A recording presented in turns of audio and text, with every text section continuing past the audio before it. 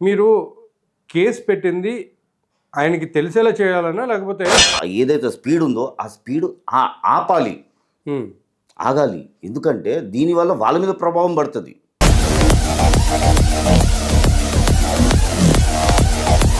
మేము ఎట్లాంటి బైబిల్ పక్కకు పెడితే మేమందరం రౌడీల నుంచి మేము శాంతియుత మార్గానికి వచ్చాము అని మాట్లాడాలు. బైబిల్ పక్కకు పెట్టి కన్నెరగా చేసుకుంటా అంటే అది ఏదో పిచ్చుకూతలేంది. కన్నెరగా చేస్తే ఏం చేయాలి?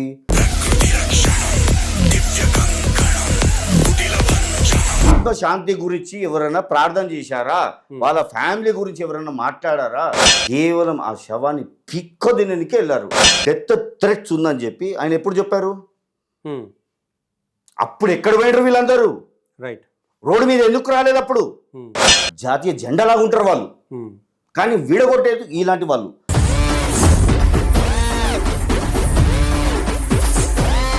ఇంట్లో మొగుడుండి భర్త వీడియో పెట్టి ఇంట్లో ఏం జరుగుతుంది, వాడు భార్యతో ఎలా ఉన్నాడు, భార్యతో ఏం చేస్తు అంటే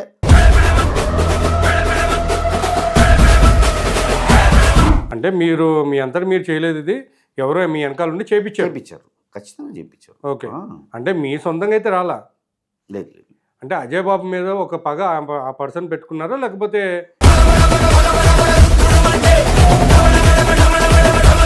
ఇప్పుడు మీ వెనకాల ఉన్నది క్రిస్టియనా హిందూనా అది ఒక్కటి చెప్పండి, లేకపోతే ముస్లిమా? సార్ కేసు పెట్టడం జరిగింది అనేసి అంటున్నారు కదా, సో ఎంతకు మీరు అమ్ముడుపోయి కేసు పెట్టడం జరిగింది?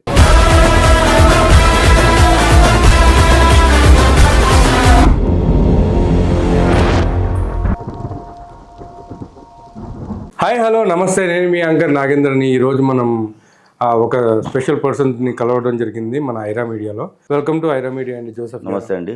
ఎలా ఉన్నారు? సర్వే జన సుఖినో భవంతు. జోసెఫ్ గారు, మీ అసలు పేరు? ఆరోగ్య స్వామి జోసెఫ్.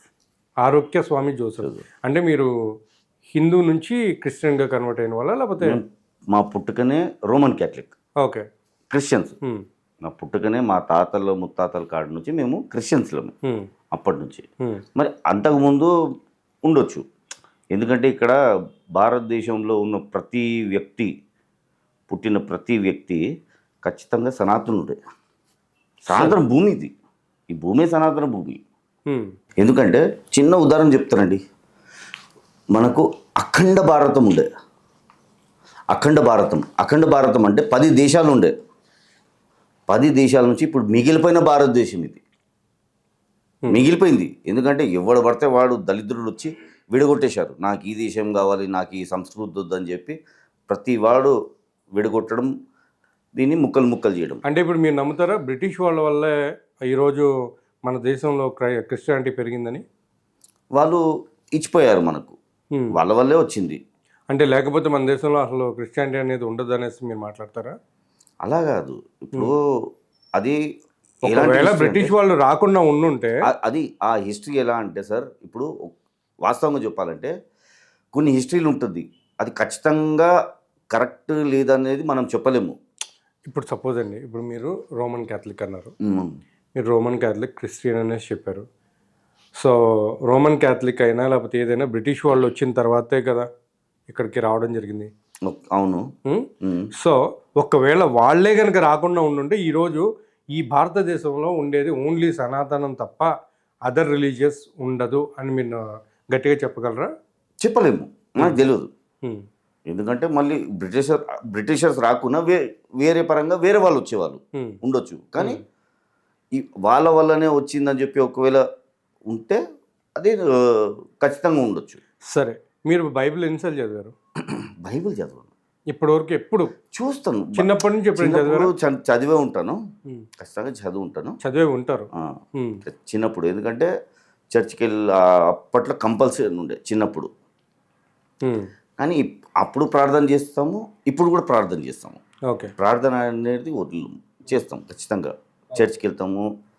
చర్చికి వెళ్తే మేము ఖచ్చితంగా బైబిల్ పట్టుకొని వెళ్ళాలి అన్న ఒక లేదు మాకు, కానీ వెళ్తాము. వెళ్ళి ప్రేయర్ చేసుకుంటాం, ప్రేయర్ చేస్తాం, పూజలు చేస్తాం, అన్నీ చేస్తాం. ఓకే. అంటే ప్రేయర్ ప్లస్ పూజలు కూడా చేస్తారు మీరు? పూజలు అంటే ఇప్పుడు క్యాండిల్ ముట్టియడం కానివ్వండి, పూలు ఆఫర్ చేయడం అవి ఉంటుంది. అంటే మీరు హిందువులు పెట్టేటువంటి ప్రసాదాలని మీరు స్వీకరిస్తారా? స్వీకరిస్తాను. హ్మ్. అంటే ఏమైనా ఉంటుంది దాంట్లో? హ్మ్? ఏమైనా ఉంటుందా అంటే మేము ఏమన్నా నార్మల్లీ ఉంటుందా? లేదు, క్రిస్టియన్స్ వాళ్ళు ఒక మాట అంటారు కదా, సార్ అందులో ఏమైనా ఉంటుందా? క్రిస్టియన్ వాళ్ళు అందులో ఏమైనా ఉంటుందా సార్? క్రిస్టియానిటీలో ఒక ఇది ఉందండి, ప్రసాదాలని అండ్ అన్య దేవతలు అని భావించేటువంటి ఏదైతే బొమ్మల ముందు పెట్టడం జరుగుతుందో అక్కడ ఏది పెట్టినా కానీ వాళ్ళు స్వీకరించకూడదు, తినకూడదు అని ఒక ఇది అంటే ఏమైనా ఉందని ఉంటుందా చెప్తారు అందులో? బైబిల్లో. ఏమైనా ఉంటుందా? మీరు చెప్పాలి అది ఇంకా. మీరు ఒకవేళ క్రిస్టియన్ అందులో కాబట్టి ఏమైనా ఉంటుంది అంటే మనం పైవాని మీద తీసేయాలి, హ్మ్. లేదా ఆయన తలుచుకొని తినాలి, నమ్మకం ఉంటే.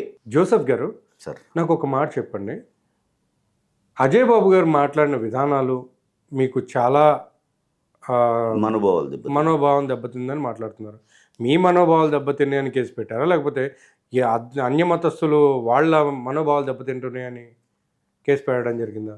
ఇప్పుడు మీరున్నారండి, సారీ మూడో వ్యక్తి ఉన్నాడు. హ్మ్. ఇప్పుడు ఆయన పట్ల దుర్భాషలు లేదా వాళ్ళ ఫ్యామిలీ పట్ల దుర్భాషలు ఒక్కసారి మనం సహిస్తాము, రెండుసార్లు సహిస్తాము, మూడోసారి కూడా అయితే ఒక నాగరిక భారతీయ పౌరుడిలా మనం ఏం చేయాలి? దాన్ని ఖండించాలి, హ్మ్. ఖచ్చితంగా దాని మీద చర్య తీసుకోవాలి. హ్మ్. నేను ఆయన్ని ఏం చేశాను? కేవలం ఆయన చేసే పొరపాట్లు ఏదైతుందో దాన్ని లీగల్గా లా అండ్ ఆర్డర్ ముందు పెట్టాను. హ్మ్. అవునా కదా? అంతే. ఆయనను పనిష్ చేయాలి లేదా ఆయనను శిక్షించాలి అనేది లేదు, నా కంప్లైంట్లో కూడా లేదు. ఇప్పుడు కేసు పెట్టారు అంటే ఆబ్వియస్లీ ఆయనకి శిక్ష అనేది కామన్గా ఇదే. శిక్ష అంటే సార్ ఇప్పుడు ఇక్కడ ఇంకొక విషయం నేను చెప్పాల్సింది ఏంటంటే, మీరు కేసు పెట్టింది ఆయనకి తెలిసేలా చేయాలన్నా, లేకపోతే తెలిసేలా చేయాలి, ఆయన ఆయన ఆపాలి. అనుభవించాలి? అనుభవించడం నాకెందుకు? ఇప్పుడు ఆయన చాలా న్యూస్లో మీడియాలో చూసాము, ముందు దేవదేవతల మీద దురుసుగా మాట్లాడడము మీరు వినే ఉంటారు. దాని తర్వాత ఓకే నీకు నచ్చలేదు ఆ దేవుళ్ళు, అది నీ వ్యక్తిగతం, కానీ నువ్వు బయటికి వచ్చి దాన్ని బయట ప్రచారం చేయడం విషకరం. మ్మ్. That is harmful to society. మ్మ్. సొసైటీకి హామ్ అది. ఇంకొకటి, మీరు ఒక పాస్టర్ అండి, పాస్టర్ పనింది ఇతర మతం గురించి మాట్లాడొద్దు, మ్మ్. అవసరం లేదు. మ్మ్. నీ మతం గురించి నువ్వు ఎంతనా చెప్పు, నీ మతం గురించి నువ్వు వాళ్ళకి చెప్పి వాళ్ళ మనసులు మార్చు. వాళ్ళు తప్పు చేస్తున్నారు అంటే వాళ్ళ మనసులు మార్చు, వాళ్ళు తప్పులు చేస్తున్నారంటే వాళ్ళ గురించి నువ్వు ప్రార్థించు, మ్మ్. వాళ్ళ గురించి నువ్వు ప్రార్థించు. కానీ నువ్వేం చేస్తున్నావు? ఇప్పుడు ఆయనకు పాపం చిన్నపిల్లలు ఉన్నారు, భార్య పిల్లలు, వాళ్ళకు ఎంత అవమానంగా ఉంటుంది, బాధగా ఉంటుంది. బాధ ఉంటుంది. ఖచ్చితంగా బాధ ఉంటుంది. ఎందుకంటే వాళ్ళు బాధపడాలి వీళ్ళు బాధపడాలని కాదు, ఈయన ఆ ఏదైతే స్పీడ్ ఉందో ఆ స్పీడ్ ఆపాలి, మ్మ్. ఆగాలి. ఎందుకంటే దీనివల్ల వాళ్ళ మీద ప్రభావం పడుతుంది. మ్మ్. ఎలాంటి ఆ ప్రభావము? ఇప్పుడు ఈయన ఆ రోజు దేవదేవతల విగ్రహాలు పలగొడతా అన్నాడు. అంతకుముందు వేరే విధంగా వేరే దేవీ చెప్పారు. దేవతల విగ్రహాలు పలకొడతా అన్నారంటే ఎవరు దేవీ దేవతల విగ్రహాలు పలకొడతా అన్నారు? యేసుప్రభు, అది మ్మ్. యేసుప్రభు విగ్రహాలని. అంతకుముందు కూడా ప్రతి మతాన్ని అటాక్ చేసుకుంటూనే పోతాడు. ఇప్పుడు ఇతను క్రిస్టియన్, అవునా కదా? క్రిస్టియన్ అంటే ఏంటి? యేసుప్రభు విగ్రహాన్ని పలగొడతా అంటే మన నెక్స్ట్ ఐడియా ఏంది, నెక్స్ట్ ఐడియాలజీ ఏంది, నెక్స్ట్ టార్గెట్ ఏంది? మ్మ్. ఇప్పుడు నిన్ను ఆపకపోతే ఏమవుతుందంటే నెక్స్ట్ నువ్వు దేనికన్నా రెడీ అవుతావు. మ్మ్. ఎందుకంటే నిన్ను రెచ్చగొట్టే వాళ్ళు రెచ్చగొడతారు. ఇప్పుడు కానీ problem ఇక్కడ ఆయన్ని రెచ్చగొట్టే వాళ్ళు రెచ్చగొడతారు మీరు అంటున్నారు కదా. అయితే నేను మిమ్మల్ని ఒక క్వశ్చన్, జోసెఫ్ అనేటువంటి స్వామి ఆరోగ్య జోసెఫ్ అనేటువంటి ఆ పర్సన్ ఎంత కమ్ముడిపోయి ఈరోజు జోసెఫ్ అనేటువంటి ఒక క్రిస్టియన్ ఒక పౌరుడిగా పాస్టర్ అజయ్ బాబు చేసినటువంటి వ్యాఖ్యలకి మనోభావాలకి, అంటే నా యొక్క మనోభావాలే కాకుండా వేరే వాళ్ళ మనోభావాలు కూడా దెబ్బతింటాయనే ఉద్దేశంతో కేసు పెట్టడం జరిగింది అనేసి అంటున్నారు కదా. సో ఎంతకు మీరు అమ్ముడిపోయి ఈ కేసు పెట్టడం జరిగింది? ఇదేం మాట అండి? ఎందుకంటే ఇప్పుడు చాలా మంది ఏమంటున్నారంటే అనుకోండి ఆరోగ్య వెనకాల సార్, ఆరోగ్య జోసెఫ్ ఆరోగ్య ఏనుగు వెళ్తే ఒక చిన్న మాట అండి. మొరుగుతుందా లేదా? ఇప్పుడు నేను ఒక మాట చెప్తాను.